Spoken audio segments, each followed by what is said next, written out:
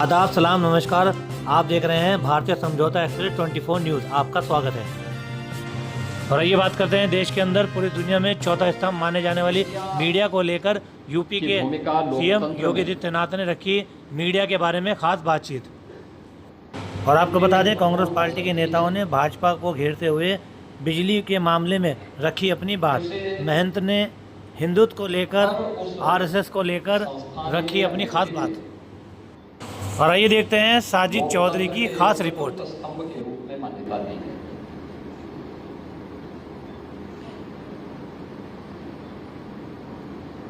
और लोकतंत्र के प्रति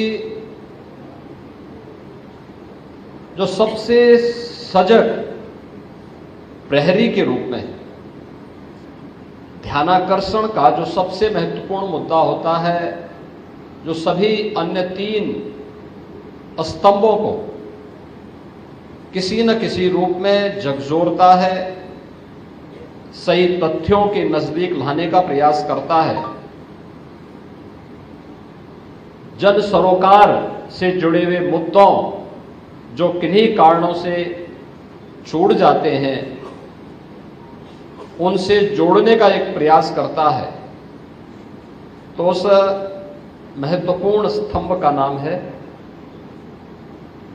मीडिया।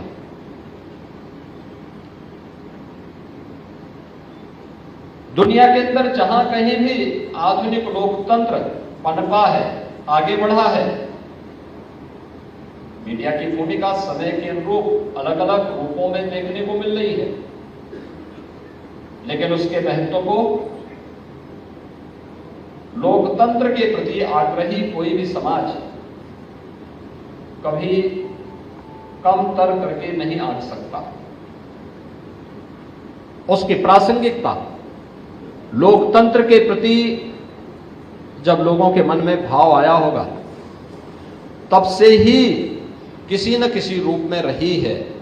और आज के वर्तमान के कालखंड में तो इसकी कल्पना भी नहीं की जा सकती है कि मीडिया के बगैर लोकतंत्र की कल्पना हो। लोकतंत्र की प्रासंगिकता पर प्रश्न चिन्ह ही खड़ा करेगा अगर मीडिया को अप्रासंगिक कर दिया जाए। उत्तर प्रदेश में बिजली 85 से 90% कोयले से बनती है। आदरणीय योगी जी, भाजपा वालों किसको मूर्ख बना रहे हो? और कोयला कौन सा ईरान से आता है? कोयला कौन सा कहीं बाहर से आता है? कोयला तो हमारे यहाँ होता है, या जिस रूट से आ रहा है उस रूट पर कहीं कोई युद्ध नहीं है। तो फिर आप किस बात का अधिभार लगा रहे हैं? जनता को मूर्ख क्यों बना रहे हैं? 10% बिजली महंगी आप कर रहे हैं। ईंधन पहले से महंगा हो चुका है, पेट्रोल डीजल सब महंगा हो चुका है, और अब ये 10% का अधिभार किस लिए? सच बात यह है कि भारतीय जनता पार्टी को सरकार चलानी नहीं आती। सरकार मूल रूप से इनको बर्बाद करनी आती है, देश को बर्बाद करना आता है, गरीबों का खून चूसना आता है। बिजली महंगी होने से दोबारा से गरीबों का खून चूसा जाएगा, और वैसे भी बिजली का संकट है और बिजली का संकट बढ़ेगा।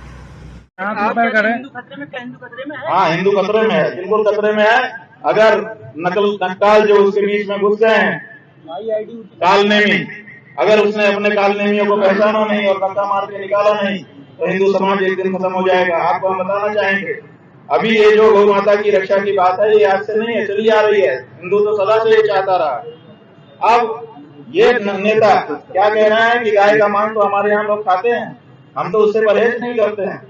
आरएसएस के मनमोहन वैद्य ने प्रेस कॉन्फ्रेंस में कहा कि मेरे 30,000 स्वयंसेवक गाय का मांस खाते हैं, मैं किसी को नहीं रोकता हूँ। ये मोहन भागवत, ये एक बैठक में हमारे कार्यकर्ताओं को गाय का मांस समरसता के लिए खाने में कोई हर्जा नहीं है। इनके एक मंत्री किरण रिजिजू ने सार्वजनिक रूप से कहा कि मैं गाय का मांस खाता हूँ, किसी को कुछ करना हो तो कर ले। इस तरह से हजार उदाहरण हो चुके हैं। अभी असम के मुख्यमंत्री ने कहा, जब उससे पत्रकार ने पूछा तुम्हें गौ माता के मांस खाने वालों का वोट चाहिए, बोला क्यों नहीं चाहिए। अभी बंगाल का मुख्यमंत्री कह रहा है कि 14 साल तक मांझी मांझी, उसके बाद भाजी भाजी। ये बताइए, ये कोई हिंदुत्व है?